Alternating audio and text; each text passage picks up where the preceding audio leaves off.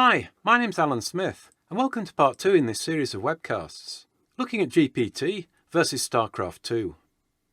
In the first part of the series, I provided a brief overview of the implementation, and I demonstrated how we can use the GPT-4 model hosted in Azure Open AI to make decisions on the build order and high-level strategy when playing StarCraft II. And I was using a bot written in Python to call the OpenAI service, get the strategy recommendations from GPT, and then implement those. In this webcast, I'll start on the implementation of that scenario. I'll create a new Python project, add the relevant libraries, test a basic StarCraft bot to verify everything's working. I'll then demonstrate how you can use LangChain to call a GPT model hosted in Azure Open AI. I'll then talk through how we can create a prompt and use that prompt to get strategy recommendations from a GPT model. We'll look at comparisons between GPT 3.5 Turbo and GPT-4 for making strategy decisions. And we'll also look at the basics of prompt engineering, experimenting with how we can modify the prompt to get a machine-readable strategy recommendation that can be used by the bot.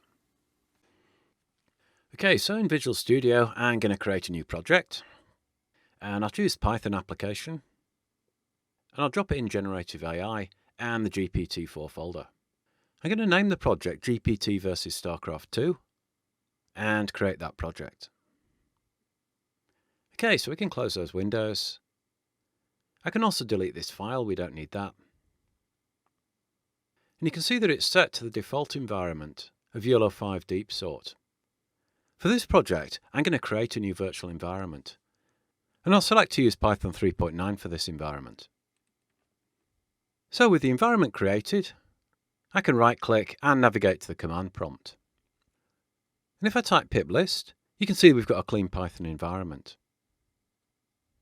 So on the home page of the Burney SC2 GitHub project, we can scroll down and find the installation instructions. So here I can copy the git install command and paste that into the command prompt. I don't think we need the upgrade option, but we'll have it there anyway. Okay, so that installed successfully. I'm getting warnings on pip, but let's just ignore those for now. If we scroll down further, we can see that we've got instructions on installing StarCraft. And it also provides guidance about installing the StarCraft maps, which are also available on GitHub. You can see if I navigate to my maps directory, I've got the Abyssal Reef LE map present in that maps directory. So let's scroll down a bit, and you can see they've provided an example of a simple worker rush bot playing Zerg against Protoss in less than 20 lines of code. So just to test that we've got everything up and running properly, I'm going to copy that code, drop back to Visual Studio, and let's create a new Python file. I'll call this 01 bot test, and we can paste in that code and debug the application. Okay, so we've hit an exception here in that the map name was not found. And I do have the map installed. However, the repository when I got the map didn't have any spaces in the map name. So I'm just going to remove those 2 spaces. And let's try running this again. Okay, so it seems to be starting the game. And we can see that we're playing Zerg. And instead of harvesting minerals, all the workers are going to attack the enemy base. Now, a nice thing about working in the real-time mode is we can actually go in and start interacting with the game. So if the bot's made a bad choice, we can go in and correct things. Okay, so the workers have got to the enemy base, and they're attacking the Protoss workers. So I have changed a couple of the options in the game. One thing that I've done is I've maximised the graphics. You can see I've got an RTX 3090 on my machine at home. I typically use this for training neural networks, but if we're running StarCraft, we may as well run in the extreme graphics quality mode. In the gameplay section, you can see that I've set the show unit's life bars to damaged. This means when observing the game, we get a much better indication of the state of the units and structures. And if I return to the game, you can see this. Okay, so the Zerg workers aren't doing too well here, and they've been defeated. So let's drop back to the code. Now it's going to take a long time when we're testing the AI if we're always using the real-time mode. It can sometimes take 15 or 20 minutes, or even longer, for the fate of the game to be decided. So we do have the option of setting the real-time flag to false. So let's try that. and I've edited the video a bit to speed up the game startup. So here we can see the workers are rushing across the map to the enemy base, and things are happening really quickly here. They're going in, they've already cleared off all the workers, and they're getting to work destroying those buildings. So looking at this time, the rush strategy was successful. So now we have a working environment for testing the bots. Let's create a bot that can leverage GPT to decide the strategy. Okay, so I'm going to return to the command prompt, and I'm going to do pip install LangChain. And LangChain is a really useful library for working with GPT models. I'm also going to do a pip install for OpenAI, and that will allow me to work with the Microsoft Azure OpenAI service. And finally, I'll pip install load.env. I'm going to be storing configuration settings in a .env file. This will allow LangChain to load those settings when I'm making calls to the API. So I'll drop back to Visual Studio. I'm going to add a new folder to the project and call it utils. And within the utils folder, I'll add a Python module called model utils. So I'm going to paste in some boilerplate code from another project. And this code will import Azure Chat OpenAI from LangChain.chat models. And it defines a method to create an Azure Chat OpenAI object, specifying the name of the deployment and the temperature that we're going to be using. We then return this reference to the caller. I'll also add a file to the project named .env, and this environment file will store the configuration for the API. So I'll specify the API type is going to be Azure. I'll also specify the version of the API, and this may not be the latest version, but it should work for this demo. We're also going to specify the OpenAI endpoint and the OpenAI key. So I'm using the Azure OpenAI service for this. And if you've created this service, you can navigate to the Keys and Endpoints section, and here you'll find details on the URI and the key for this API. If you're working with a service hosted in OpenAI, it's going to be a fairly similar configuration. And in the code to create the model, we have to modify that to specify the relevant service. So I've made the changes in the env file, however I don't really want to share those in a public webcast. When we create the reference to the Azure Chat Open API, those values will be loaded from the environment file. I'm going to add another Python module, and I'll name it prompt utils. And again, I'm going to paste in some code from another project. The method loadPromptText takes a file name as a parameter. It will then load that file from a folder named prompts and return the text content of that file. I typically do this when I'm working in a GPT project, because it allows us to make modifications to the prompt file whilst the application is running. And very often with GPT projects, you're making a lot more changes to the prompt than you are to the code in the application. So let's add a prompts folder. And in the prompts folder, I'm going to add a text file named sstrtegy1. So let's create a basic prompt that we can start testing with. You're playing StarCraft II as Protoss against a opponent race opponent. Now, opponent race is known as a prompt variable, and this means I can specify the value of that variable when I'm creating the prompt. So I could modify this with the name of the race that we're playing against, and hopefully GPT will be able to generate a strategy that takes the opponent race into account. I also want to specify the current state of the game. So I'll pass in another variable named gameState. I'll also clarify the start and the end of the game state. I'm going to specify that we have the following options available for building units. We can build a probe, we can build a zealot. You can see I've got Google Copilot installed, and it's suggesting that the next command is going to be build stalker. However, to keep things simple, initially I'm just going to work with probes and zealots. So we'll need to be able to build pylons to increase the resource cap. We'll also need the option to build a gateway, which is the structure that we use for training zealots. And I'll specify end of options to clarify that this is the end of the options list. So, based on the game state, summarise the best strategy for selecting options for building units and structures. So we'll start with this basic prompt and see where this gets us. So in the project, I'm going to add a new Python module named test prompt. The first thing I'm going to do is to load the environment variables. So I'm going to import load.env and run that method. And then from LangChain.prompts, we're going to import prompt template. From LangChain.chains, I'm going to import the LLM chain. And from LangChain.schema, I'm going to import prompt template. So I'm going to copy opponent race, let's spell that correctly. And I'll create a variable specifying the opponent race is Zerg. I'll create another variable for the game state. I'll use the 3 double quotes because it's going to be a multi-line string. And I'm going to paste in an example game state. And I've taken this one from another demo. So here I'm specifying that we're about 6.5 minutes into the game. Our supply cap is 87 and our supply used is 87. We've got 10 minerals, we haven't got any gas. And we've got 4 gateways, 9 pylons and 1 nexus. And for our units, we've got 20 zealots and 17 probes. Now the maths may not be correct for the supply cap. I've made some modifications here. And this is just for testing purposes.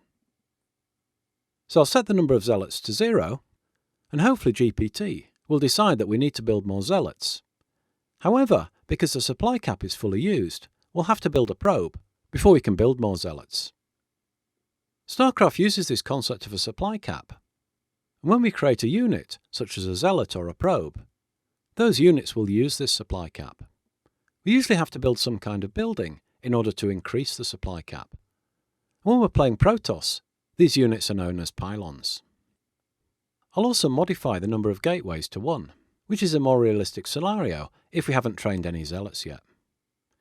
And if you've not played StarCraft before, the probes are those little units that go around harvesting minerals, and the zealots are an offensive unit that we can use for attacking other units and structures. So let's write some code to use those variables in a prompt and send it to GPT. So we'll start out with a prompt template.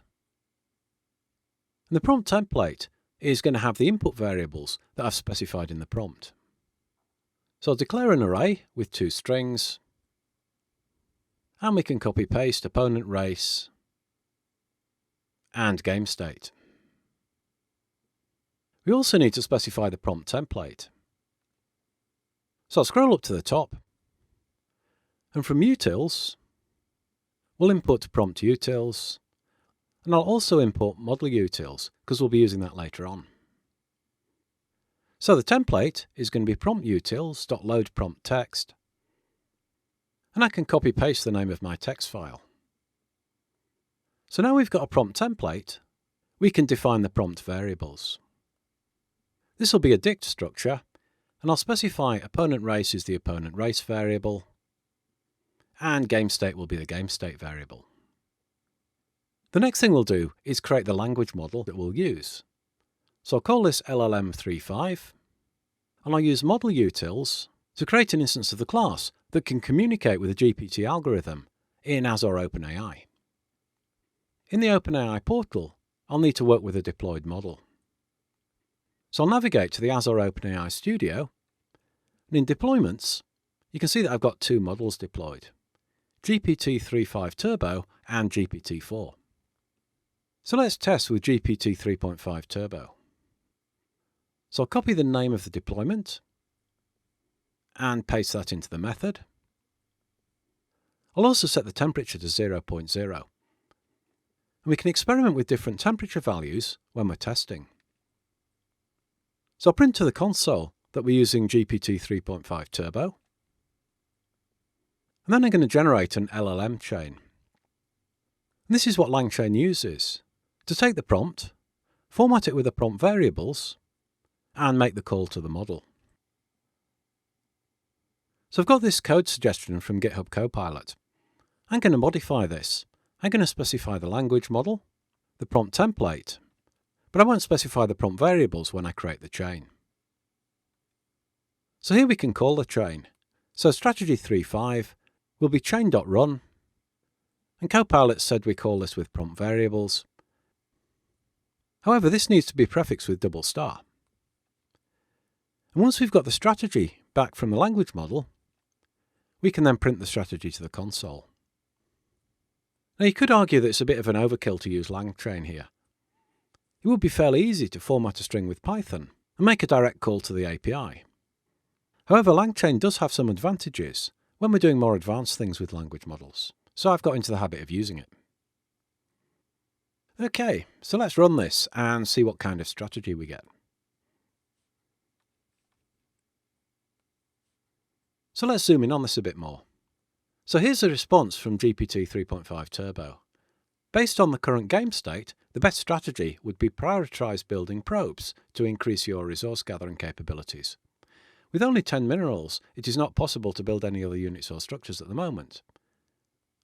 Once you have enough minerals, you can consider building zealots for defense or aggression, pylons to increase your supply cap, and gateways to produce more units. However, it is important to constantly monitor the game state and adjust your strategy accordingly. So we can see that GPT 3.5 Turbo is understanding the game state, and it's coming out with a text suggestion of how we should proceed in the game. Now for human, we can probably read that and work with it. However, for something that's going to be understood by code in a bot, we need something a bit more machine readable. So let's go back to the prompt. And here, I'm going to say, based on your summary, choose the next 20 options. And Copilot helps me to complete this. So choose the next 20 options to build units and structures. So let's try running this. So you can see the strategy is based on the current game state. The best strategy would be to focus on building up your economy and army simultaneously. Since you have a good number of probes and gateways, it would be wise to continue producing probes, to gather resources, and expand your army by building zealots. And then it's giving us the 20 options for building units and structures.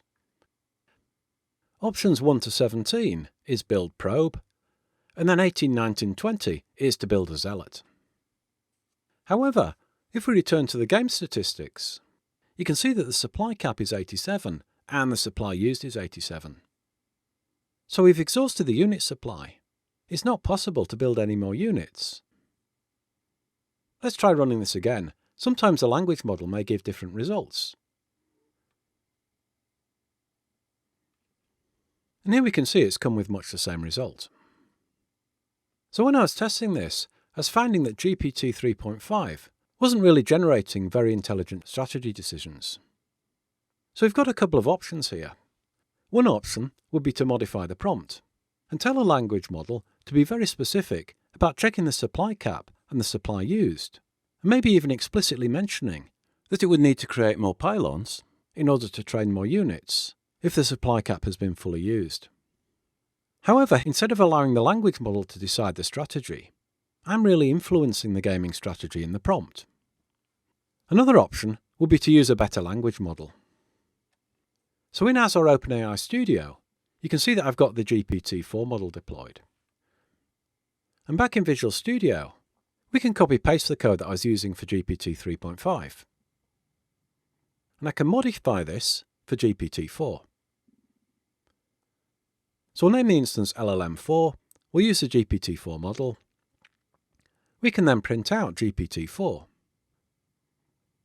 I'll also modify the name of the chains, and the name of the strategy will be strategy 4 that we can print out into the window. And I'll make sure that I'm using GPT-4 in chain 4 in order to generate the second strategy. So let's see how this works. So GPT 3.5 Turbo is coming back with pretty much the same result. However, GPT-4, well, it's certainly thinking about this for a long time. It's taking much longer to generate the results. And here we can see that the results have come back. So if you look at the summary, it's saying given the current game state, you are at your supply cap, meaning you cannot produce any more units until you build more pylons. However, you currently lack resources to build anything. Your primary focus should be on gathering more resources, particularly minerals, as you have none of the Vespane gas for advanced units and structures. So you can see that GPT-4 is able to understand the concept of a supply cap. When we look at the units, you can see that the first 5 options were to gather minerals. And then when we've gathered enough minerals, we're going to build a pylon, gather some more minerals, and then build a couple of zealots, build a pylon, and then it's looking to build another nexus, which is the home base, and extend the presence on the map in order to increase the mineral generation. We can see in the strategy this is decided that we've got a good number of probes, and that we should ensure that they're actively gathering minerals. And at the bottom, it's mentioning that we should consider expanding the base by building another nexus, which is the supply building, when we have enough resources, and this will allow you to gather resources faster and increase your supply cap. So you can see that GPT-4 is producing much better results. However, if I navigate back to the prompt, you can see that I've provided it with a list of options, and those options were to build probes, zealots, pylons, and gateways. The options didn't mention waiting for resources to be gathered, and I haven't specified building a nexus is one of these options. So we need to do some prompt engineering to ensure that the options chosen by the language model are limited to the ones that we've specified. So let's modify the prompt. I'll add the line, "You may only choose from the options listed above." And let's see if this works for us.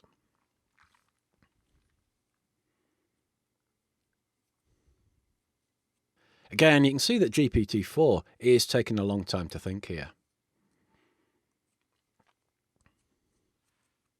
So here it's not suggesting that we build a nexus anywhere, but it is also specifying that wait for minerals is going to be an option. Now the bot code is going to do this anyway. If we have an option to build a pylon, and we don't have enough minerals to build that pylon, the bot will wait until we've gathered those minerals. So wait for minerals is pretty redundant. So again, let's go back and modify the prompt. So in the prompt, I specified you may only choose from the options listed above. Sometimes when we're working with language models, we have to be very explicit in the prompts. So let's change this. You must only choose from the options listed above. And let's test the implementation again. So from now on, I'm going to edit out the delays when GPT-4 is thinking. It's going to be very tedious waiting for all of those responses. So here we can see that the options it's suggesting are all chosen from a list of options that I've supplied. However, it is choosing to build a number of probes before it builds the next pylon. And as it's not possible to build probes if we've reached the supply cap, the bot will basically skip those build steps. So once it's built a pylon, we're building a few more probes, a couple of zealots, another pylon, 2 more probes, 2 zealots, a pylon, and then 2 zealots. I've not done the maths, but it does seem to be creating pylons at regular intervals, which should be sufficient for increasing the supply cap. So we seem to get the units working. Let's look at the high-level strategy. So I'll specify that you have 2 high-level strategies to choose from. The first one will be defend your base.